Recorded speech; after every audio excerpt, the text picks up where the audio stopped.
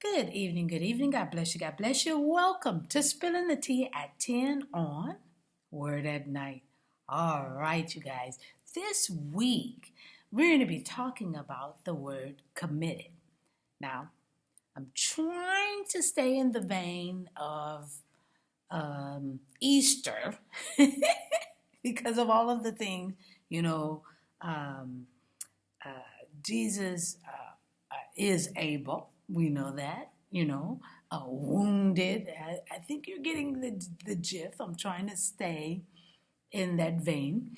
And so I'm have a saying, one of the seven sayings of the one of the seven last sayings of Jesus Christ, and the word committed came, and how committed he is to the task. So this one is in the vein. So I just wanted to stay there. But before we read the passage, and I'll share with you where the passage is going to be tonight. It's going to be found in 1 Peter chapter 2, starting at verse 18. And I'm going to be reading from the New King James Version. But it starts off about submission to the masters. And of course, anytime we see anything about slavery, and who I'm talking about is us, black believers, we get a little uneasy about reading it, right? Even though it's in the Bible, we get a little uneasy. Where is this going? Because, they use some of this, not even understanding really what it meant and what it was for, to try to say it was okay about the type of slavery that those in America had to deal with. No, this is a different type of slavery than what America did.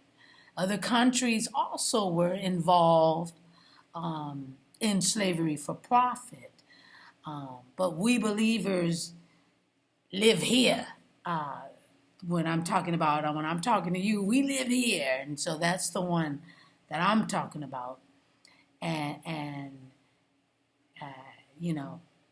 here there's a lot of people who boast to be Christians, And when you are a Christian, then you should know the truth. All right? So, now that I've got that out of the way, let's read the passage. Once again, 1 Peter chapter 2, starting at verse 18. Okay? Servants, be submissive to your masters with all fear, not only to the good and gentle, but also to the harsh.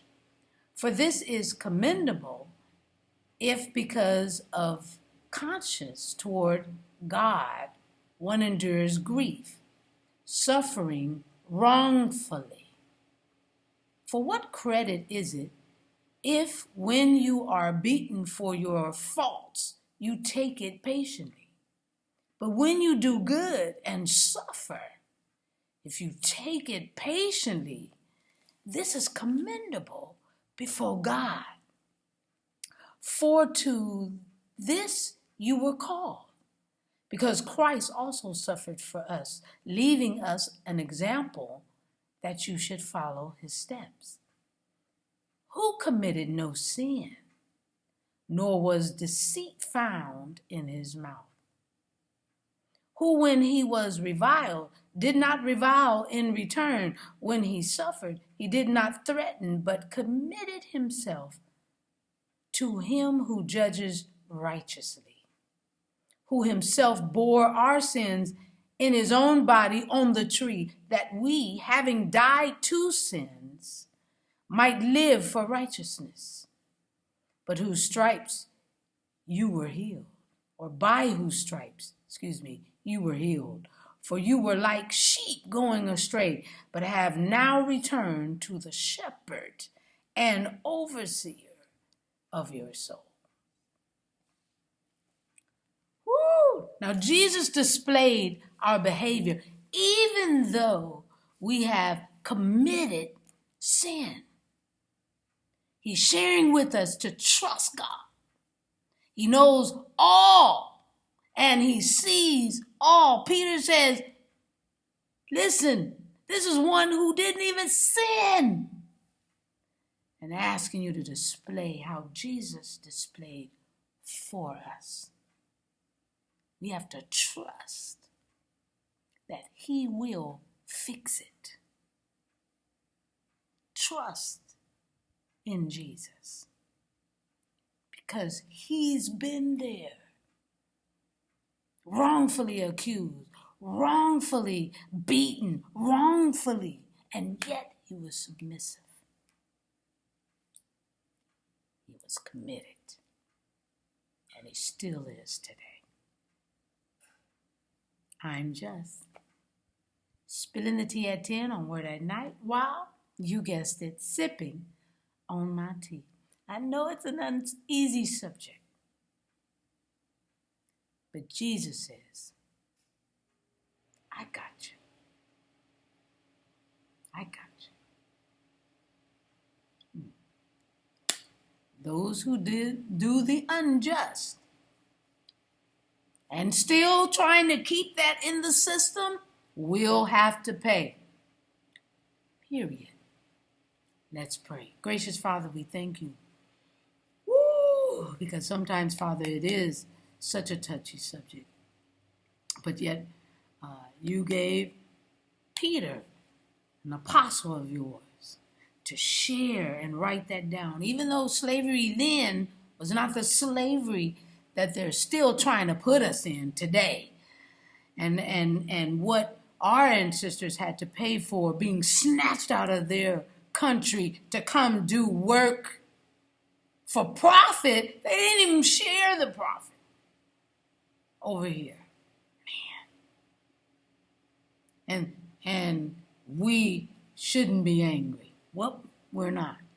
And the reason why is because we know you. And we know you got us.